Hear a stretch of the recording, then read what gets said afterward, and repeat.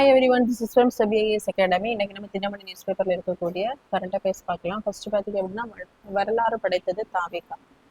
So நடந்து முடிந்த தேர்தலில் பார்த்தீங்க அப்படின்னா 23ஆம் தேதி வந்து தேர்தல் நடைபெற்றிருக்கும். ஸோ இதில் வந்து 85% வாக்குப்பதிவு வந்து நடைபெற்றிருக்கு. ஸோ அதன் அடிப்படையில் பார்த்தீங்க அப்படின்னா மே 4ஆம் தேதி அதனுடைய ரிசல்ட்டை வந்து வெளியிட்டிருப்பாங்க. இதில் பார்த்தீங்க அப்படின்னா தாவேகா கட்சி வந்து தனி பெரும்பான்மை, ஸோ தனி பெரும் கட்சியாக, அதாவது 107 இடங்கள் பார்த்தீங்க அப்படின்னா தாவேகா வந்து இந்த எலெக்ஷனில் வந்து பெற்றிருக்காங்க. ஸோ நம்மளுடைய தமிழ்நாட்டில் இருக்கக்கூடிய தொகுதிகள் பார்த்தீங்கன்னா 234.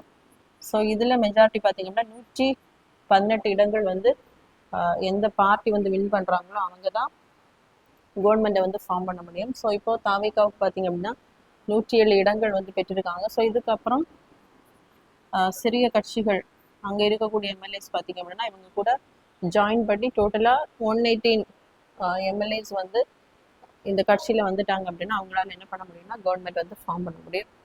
ஸோ அடுத்ததாக பார்த்தீங்க அப்படின்னா ஹோர்முஸ் நீரிணை முடக்கத்தை முறியடிக்க ப்ராஜெக்ட் ஃப்ரீடம் திட்டம். ஸோ ஈரான், யூஎஸ் மற்றும் இஸ்ரேலுக்கு பார்த்தீங்க அப்படின்னா அந்த ஹார்முஸ் நீரிணை தொடர்பாக வந்து பிரச்சனை இருந்துகிட்டே இருக்கு. ஸோ இதை வந்து திறக்கும் முயற்சியில பார்த்தீங்க அப்படின்னா அமெரிக்கா வந்து இறங்கி இருக்காங்க. ஸோ உலக நாடுகளின் கோரிக்கைக்கு இணங்க அமெரிக்கா பார்த்தீங்க அப்படின்னா ப்ராஜெக்ட் ஃப்ரீடம் அப்படின்ற திட்டத்தை வந்து கொண்டு வந்திருக்காங்க. ஸோ ஈரான் பார்த்தீங்க அப்படின்னா அந்த ஹார்முஸ் நீரிணை வந்து கடக்கிறதுக்கு கப்பல்களுக்கு வந்து தடை விதிச்சிருக்காங்க. ஸோ அதை வந்து முறியடிக்கும் பொருட்டு பார்த்தீங்க அப்படின்னா யூஎஸ் வந்து இந்த ப்ராஜெக்ட் ஃப்ரீடம் அப்படின்ற திட்டத்தை வந்து இனிஷியேட் பண்ணியிருக்காங்க.